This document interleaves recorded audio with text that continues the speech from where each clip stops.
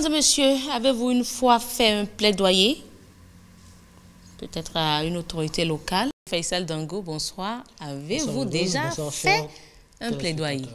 En fait, le plaidoyer, c'est le processus par lequel nous cherchons à apporter un changement avec un lien avec une des conditions de vie. Un voisin ou une tante qui voit un enfant qui subit une punition assez sévère peut intervenir auprès des parents pour obtenir pardon ou clémence. Une mère peut intervenir auprès de son mari pour avoir une autorisation pour son enfant. Tout ça sont des actions de plaidoyer. Maintenant, le plaidoyer pris dans un contexte citoyen veut que nous apportons toutes ces actions, ces interventions que nous avons l'habitude de faire entre nous vers les autorités pour apporter un changement positif dans les politiques, les lois ou même les pratiques. Au niveau de la communauté. Au niveau de la communauté. Alors, pour répondre à votre question, oui, nous avons eu à faire des plaidoyers. Nous tous, nous faisons des plaidoyers. Et c'est même cette collaboration entre les autorités pour trouver des solutions aux problèmes de la communauté qui constitue le troisième pilier du mouvement NTC. Alors, le mouvement NTC exhorte tout le monde à faire des plaidoyers. Mais est-ce que tout cela est justifié par des textes, par exemple, de notre République? Oui, merci de préciser cela. L'article 24 du Code de l'administration territoriale prévoit que la commune est le cadre institutionnel de la démocratie à la base. Et de ce fait, ces dispositions font de la commune le lieu privilégié de la participation des citoyens aux affaires publiques.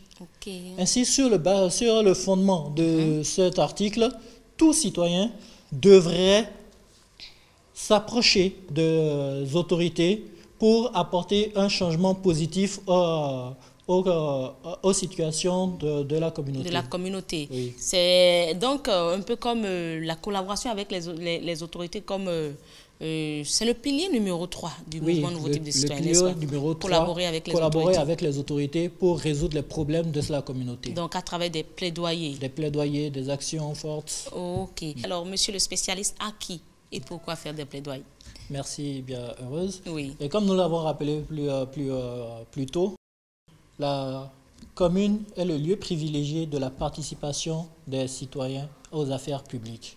Alors, le premier responsable à qui ça tourner les actions de plaidoyer, c'est bien entendu les autorités locales, le chef quartier, le chef village, le chef arrondissement, etc.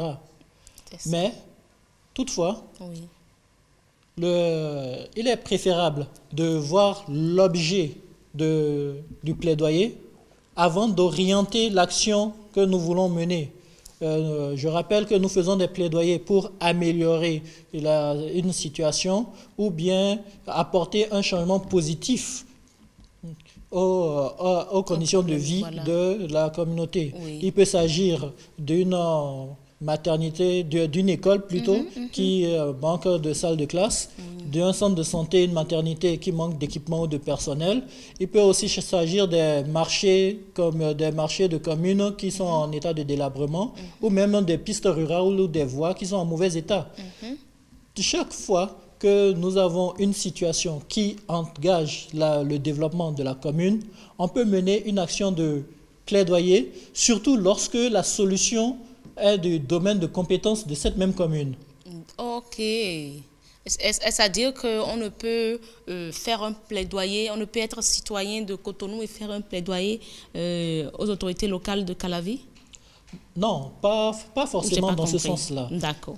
Le citoyen a une ère d'existence. D'accord. Le citoyen vise l'amélioration des vies, l'amélioration des conditions de vie de son ère. Donc, nous qui sommes à Cotonou, bien entendu, nous allons d'abord chercher à avoir le bien-être de Cotonou. Mais il peut arriver des problèmes similaires à Calavi, à Parakou, à Porto-Novo ou partout ailleurs. Et s'il a un intérêt à agir, mais ce ne sera pas aux autorités locales de Cotonou qui demandera d'agir à Bomé, à Lokossa, ainsi de suite, mais plutôt les autorités locales de la commune concernée. Voilà. Alors, merci beaucoup. Avez-vous un message à l'endroit des citoyens NTC dans ce sens? déjà les exhorter à Oui. faire des actions de plaidoyer. Comme nous l'avons vu, nous le faisons tous dans notre petit cercle. Il Oui. suffit juste d'étendre ces actions vers les autorités et elle aura plus d'impact lorsque le citoyen se constitue en groupe d'OSC. Ok, ok. Mais voilà, chers citoyens, c'est vrai, peut-être il a parlé d'OSC, vous n'êtes dans aucune association et tout ça, mais n'empêche, vous pouvez contacter des associations qui interviennent dans votre localité et leur dire, ben voilà, telle action qu'on aimerait bien que vous posiez. Donc, il y a tout ce qu'il faut pour agir en tant que bon citoyen dans notre localité, dans notre communauté, dans notre pays. Merci beaucoup à vous, Faisal Dango, pour votre intervention. C'est moi, merci et bonne soirée à tous. À vous aussi. Mesdames et messieurs, eh bien voilà, rejoignez-nous sur les réseaux sociaux. Je pense surtout à ceux-là qui nous écrivent et nous disent... Nous avons tel problème dans telle localité. Il faut que, ben, on vous demande ici, rédigez un message, faites un plaidoyer à l'autorité de votre commune, si c'est le maire, si c'est le chef quartier, le chef arrondissement, ainsi de suite. Maintenant, pour faire suivre votre action, vous pouvez nous contacter au 97 41 42 67 et nous allons vous accompagner. Et encore qu'on vous demande souvent, il faut suivre votre action. Il ne faut pas aller déposer le courrier et attendre que les autorités vont réagir. Pas du tout. Ils sont nombreux à rédiger des courriers, à adresser des courriers aux autorités. S'ils font le suivi comme il se doit, ils seront vite satisfaits que vous. Alors, mesdames et messieurs, nous allons à présent installer notre expert en changement de mentalité.